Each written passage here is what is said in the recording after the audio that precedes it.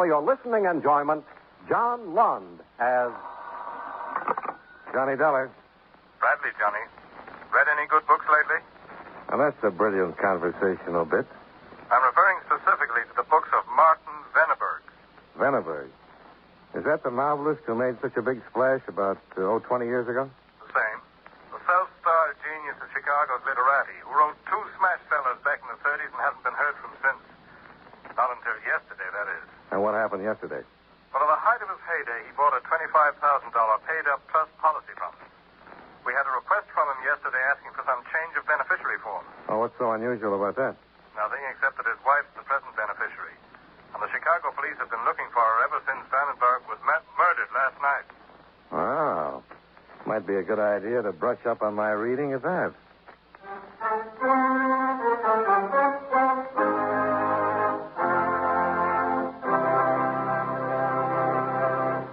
Mind if I break in here to ask you a question? Here it is. How much do you know about your United States government? For example, do you know what the work of the Department of Agriculture entails? Somebody, someday, may recommend that the Department of Agriculture be called the Department of General Scientific Progress, because employees of this branch of our government have been responsible for the improvement of our shoe leather, our mattress stuffing, and the rubber tires which we put on our automobiles. But these improvements are somewhat of a sideline, since the main duty of the department is to assist the farmers of America. Now, back in the days when it was just getting organized and explaining to Congress why it needed more money, the Department of Agriculture acted only as a sort of clearinghouse for information which farmers picked up and passed on about better ways to grow corn, raise pigs, and so on. Then, the farmers began asking questions about getting rid of blights and parasites and other such farming problems, and the department had to come up with the right answer. That's when the department began to expand and take a direct part in improving farm operations. As an example of its success in farming improvements, there's the item of egg production. In the past 50 years, the production of eggs has been increased over 300% as a result of the expert advice on the feeding and raising of poultry developed by workers in the Department of Agriculture. Other important developments have been made by the department's chemists, such as the improvement of insect killers, fertilizers, and the discovery of new ways in which to use products which farmers have been growing since the beginning of time. For example, do you know it is now possible to make mucilage from sweet potatoes, paper from corn stalks, paintbrushes from milk, and wood as strong as steel? These are just a few of the advancements made by the Department of Agriculture. Future advancements will add much to our American way of life.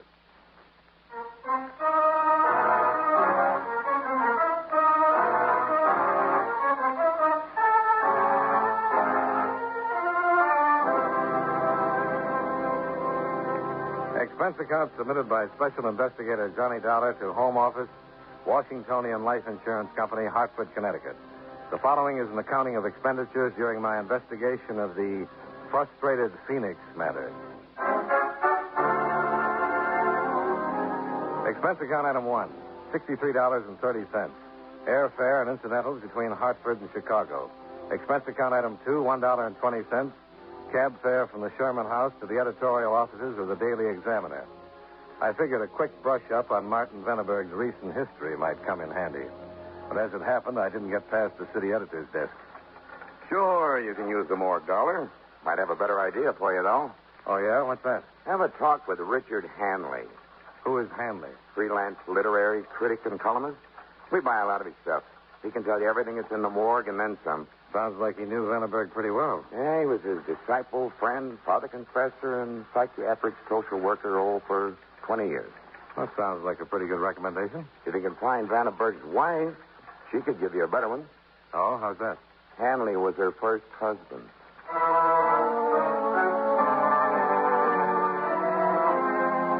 Expense account item 3, $1.35. Cab fare to Richard Hanley's modern studio apartment on Elm Street. The severe functional appearance of the studio seemed to be reflected in Richard Hanley. Which Martin Vandenberg did you want me to tell you about, Mr. Dollar, the man or the writer? There's a difference?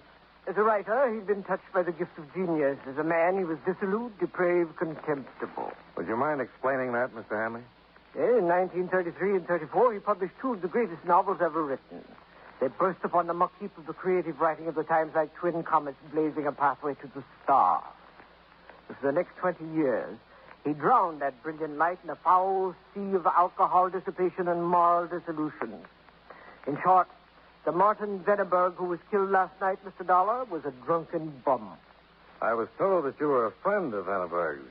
Seems I was misinformed. For 20 years, I have been trying to get that man to write again, write as I knew he could, as he'd done before.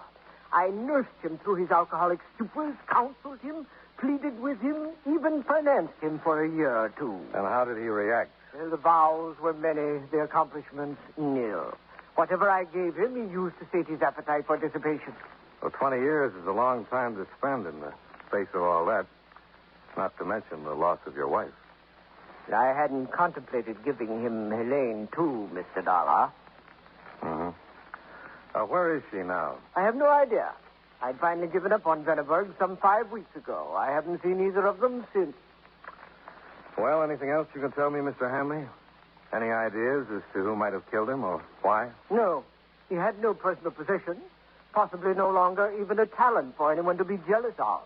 I can't conceive of any possible motives, Mr. Dollar. Well, there's always that $25,000 insurance policy.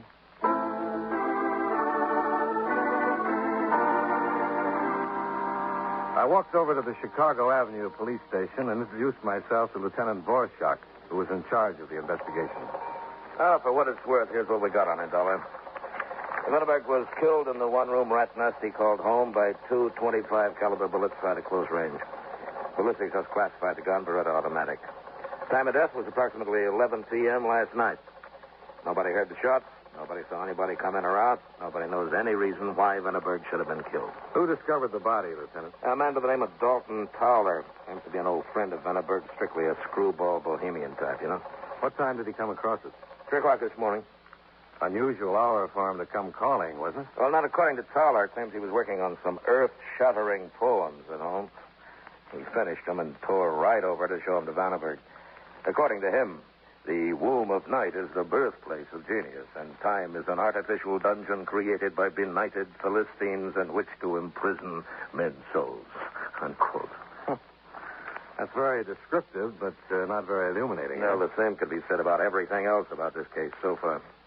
Until we came across that insurance policy, we had a blank right down the line. You figure that's the motive for Vandenberg's murder? That's the only one that even looks close. What about the wife, Helene? Yeah, that's got us beat, too. As far as we can find out, she disappeared 5 days ago. Nobody in the neighborhood's seen or heard of her since. We got an APB out on her, though. We'll pick her up sooner or later. Mm-hmm. Anything in Vandenberg's recent actions to give us a lead? Well, one unusual thing popped up. Don't know if it means anything, though. Yeah, what's that? We found a nearly new portable typewriter up in his room. Clean, oiled, ready to go. The neighbors tell us that for the past week, Martin Vandenberg has been writing again. Only we couldn't find a scrap of manuscript.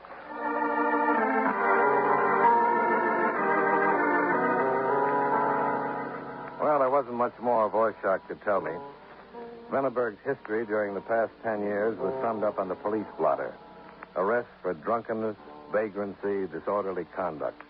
And the coroner's jury would write the epitaph. Homicide at the hands of person or persons unknown.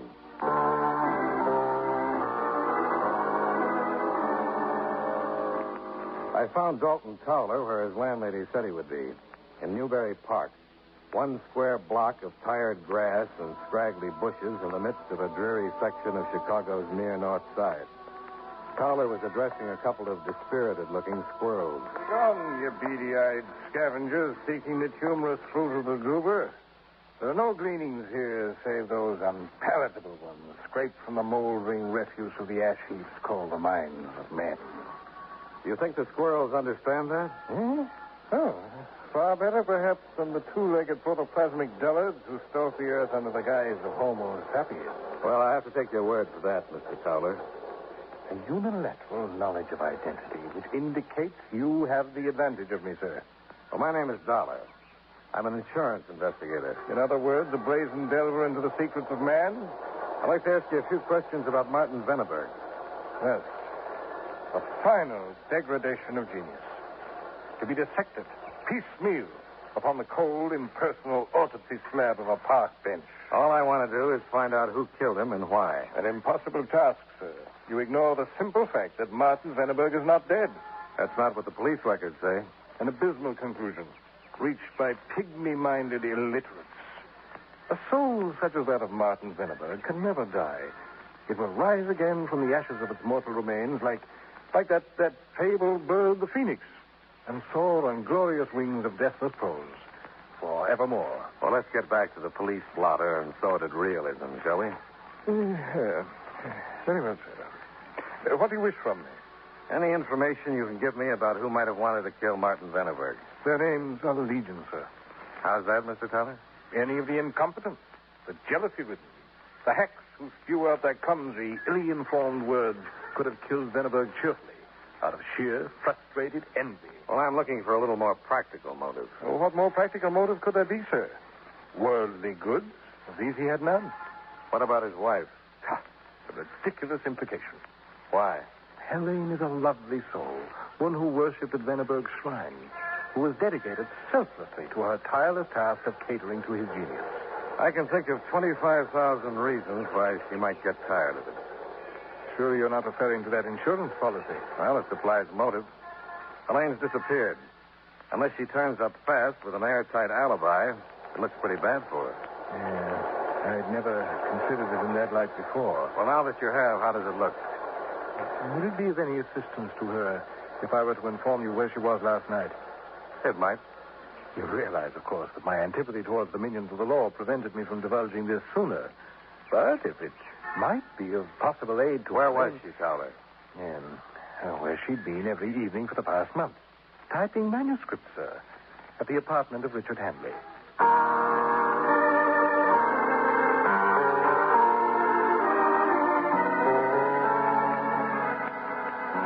Yes, that's right, Dollar. Helene has been coming here evenings to type my column for me.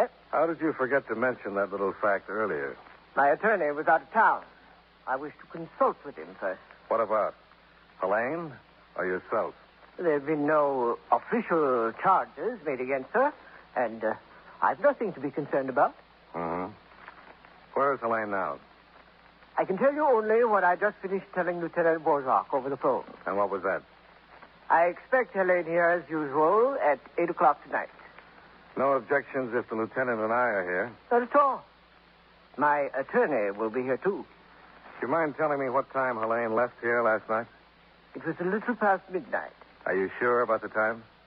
Just as certain as you are that Venneberg was killed at approximately an hour before then. Well, you got an alibi ready, too. You seem to have thought of everything, Mr. Hanley. Under the circumstances, I thought it a reasonable thing to do.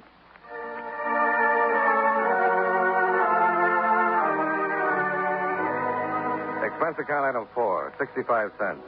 Cab fare to the Chicago Avenue police station. I just paid off the driver and was heading for the entrance when Horseshock came hurrying down the stairs toward a squad car parked at the curb. Oh, Dollar, you got here just in time. Come on, Dollar. Yeah, sure, Lieutenant. What's up? A break on the Venneberg case. You picked up Helene? No, but this might be better. County Hospital, Joe. Some woman took an overdose of sleeping pills with an old picture of Venneberg's in her hand. A personally autographed copy of one of his books was on the bed table beside her. Sound interesting? Yeah, maybe. What are you holding out, Lieutenant? They found a .25 caliber Beretta automatic under her pillow.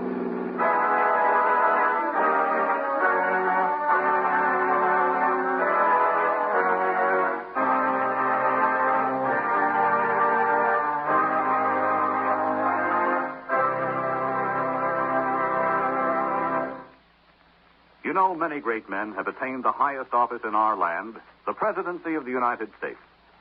Can you guess the name of this man? He rose to the presidency through successful careers as lawyer, army officer, and statesman. Though President Garfield offered him a cabinet position, he turned it down to become a senator from Ohio. Later, as president, he recommended the annexation of Hawaii. But his term expired before the bill could be acted on. He also helped the admission of North and South Dakota, Montana, Washington, Idaho, and Wyoming as states. If you don't have his name by now, here's another clue. In 1890, he signed a bill giving pensions to American war veterans. Who was he? Benjamin Harrison, 23rd President of the United States. His life is part of your American heritage.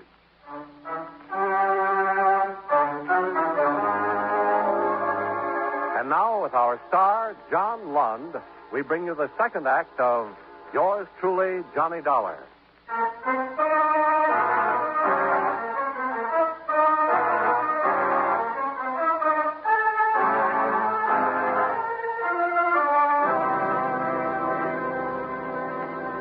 The run out to Wood Street and Cook County Hospital took us approximately 12 minutes. One of the interns on duty at the emergency entrance gave us a briefing in one of the admittance rooms. Here's all we've got on her. It isn't much. She only came in about 20 minutes ago. Yeah, we know. What's the dope on? Yeah, Jane Doe, white, female, American, about 30 years of age. Reported symptoms, overdose of barbiturates. Semi-comatose condition, pulse, respiration, blood pressure normal. Stomach contents removed, stimulant administered hypodermically, patient temporarily in 312. Well, there's the highlights, gentlemen. Uh-huh. Seem to be a few discrepancies, Lieutenant. Now, the normal pulse, blood pressure, and respiration, huh? They don't fit in with my ideas about the symptoms of barbiturate poisoning. They very definitely don't. I'd say the odds are about 10 to 1 that the lab report will show stomach contents to be normal. Uh-huh. Well, let's have a look at her, Dollar.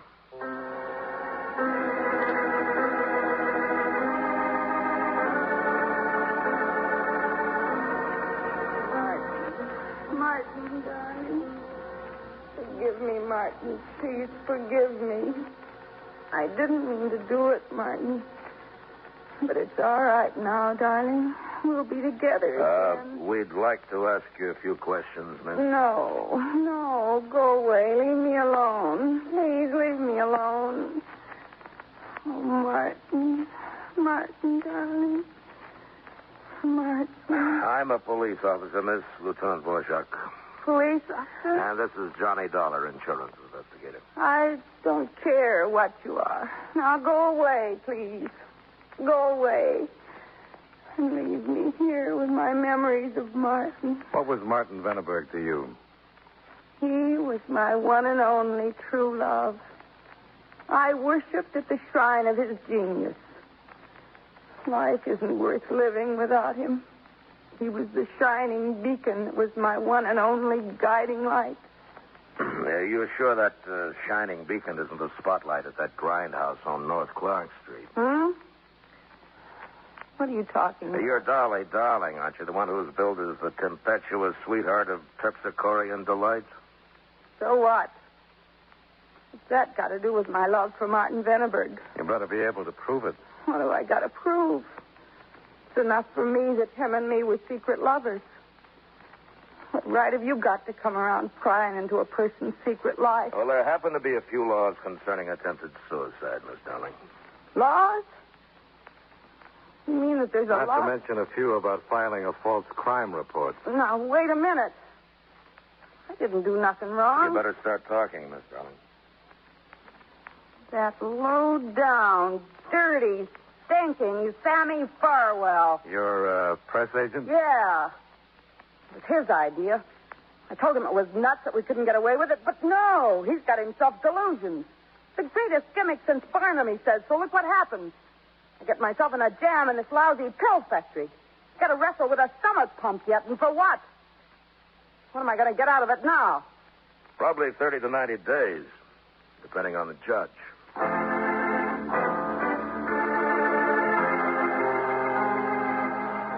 Back at the Chicago Avenue station, Borchak went through the routine on Dolly Darling and her publicity agent, Sam Farwell. It turned out just about as we expected. Well, there it is, Dollar. Ballistics clears the .25 caliber Beretta they had planted as a prop for the publicity stunt. Mm-hmm. Any previous arrests? A couple of lewd performances for Dolly, some old ones for Farwell, dissemination of pornographic literature, assaults, no conviction. Veneberg's name doesn't show in either package, so. Well, it doesn't help much in the little matter of who killed him, does it? And I'm waiting for Helene Veneberg to do that. Expect her to show up at Hanley's tonight? Yeah, it could be. And if she doesn't? Well, we got a tail on Hanley. He might lead us to her. If not, our APB will pick her up eventually. Maybe.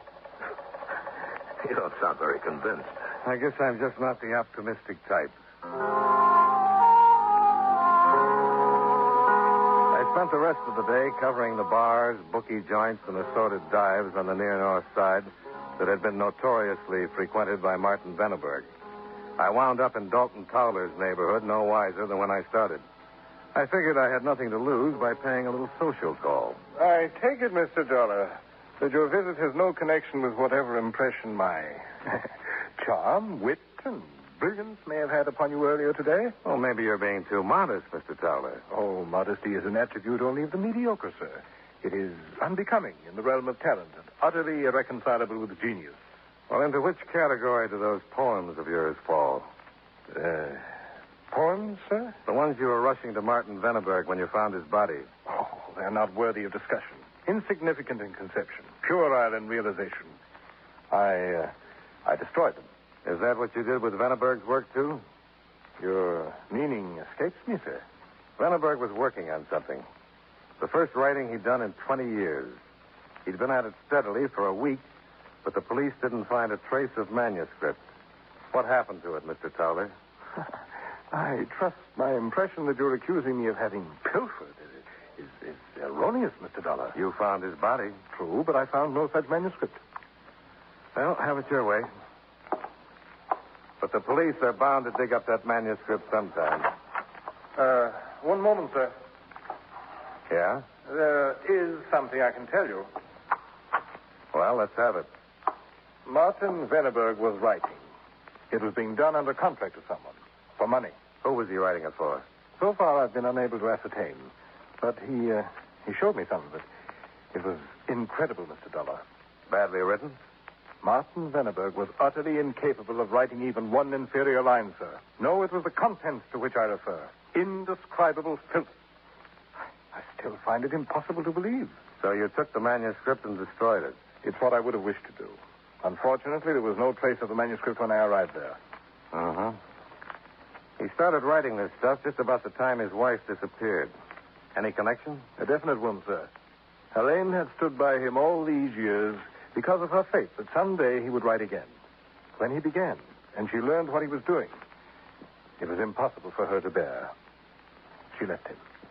I suppose that's why he wanted to take her name off that insurance policy. Such, I believe, was his intention. Why tell me all this now, Towler? It was your reference to the police, possibly finding that manuscript. You're hoping that I'll find it first and destroy it? If the rebirth of the soaring phoenix that was Martin Veneberg should be frustrated because of that writing, it would be the most heinous of all crimes, Mr. Dollar. Worse than murder? In my humble opinion, sir, yes.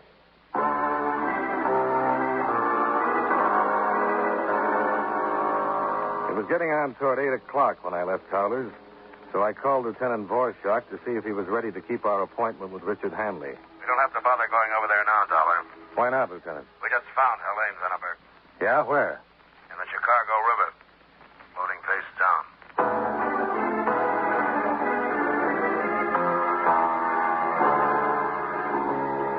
The preliminary examination shows she died about 12 to 24 hours ago. Well, the time could match pretty closely with Martin's death. Yeah, so could the probable cause of death. A couple of small caliber bullet wounds. Too soon for ballistics to identify yet, though. Uh-huh. Well, what about Richard Hanley? Right now, he's under physician's care. Broke down completely when we gave him the news. Uh-huh. It's possible he did it, of course. Jealousy could give him a pretty good motive for Martin's death. Doesn't tie in with Helene very well, though. No. That'll be our headache from now on. Well, at least your job's over. Yeah, it looks like it, but I'm in no hurry. Oh?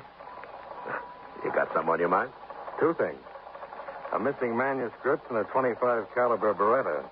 Yeah. Well, I think maybe I got the gun figured, so let's try the manuscript first, huh? Well, Veneberg was writing again. According to Towler, it was the kind of literature they sell in back rooms and dark alleys. Yeah. Towler thinks somebody who peddles that stuff gave him a commitment. Yeah. Yeah, that starts to tie in with the gun pattern at top, doesn't it? Somebody knew enough to use a Beretta as the plant in that publicity stunt of Dolly Darling's. Even ballistics didn't know the tight gun that had killed Venneberg until maybe an hour before. That's on pornographic literature. Only thing missing seems to be a motive. Why don't we drop over to Dolly Darling's press agent and see if we can find one?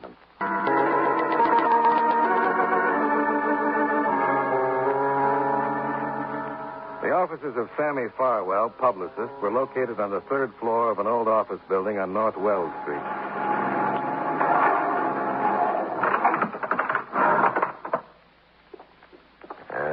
311. Right down that way. Yeah. Come on, Dollar. Farwell, open up, police officers. Open up! Better break it down. Oh, wait a minute. Good evening, gentlemen. Welcome to the sacrificial ceremony. Dollar. Something's burning in that wastebasket. Pray do not trouble yourselves, gentlemen. It's much too late. The last works of Martin Venneberg have already been reduced to ashes. Where's Farwell? In the inner office, sir. Oh, no need for haste. He's quite incapable of leaving there under his own locomotion.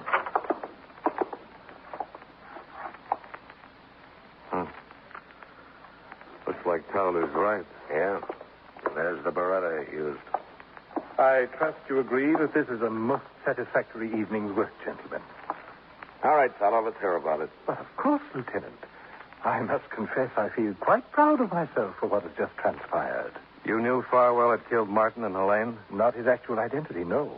But there had been word around of a violent disagreement over the unwelcome attentions Martin's sponsor was paying to Helene. It obviously ended in the shooting. Then he disposed of Helene later as a possible witness. Why didn't you come to the police with this? My dear Lieutenant, it was only the manuscript that was of concern to me. It was vital that I get to it before you did. And not until Mr. Dollar departed my humble abode did I learn Farwell's identity through the good offices of an old confrere. So you came up here, shot him, and burned the script? In essence, yes. There was a bit of disagreement involving that gun in there. Yeah. No need to appear so disconsolate, Mr. Dollar. I would say that all in all, when the phoenix does eventually rise from the ashes, he will agree that things have turned out quite well.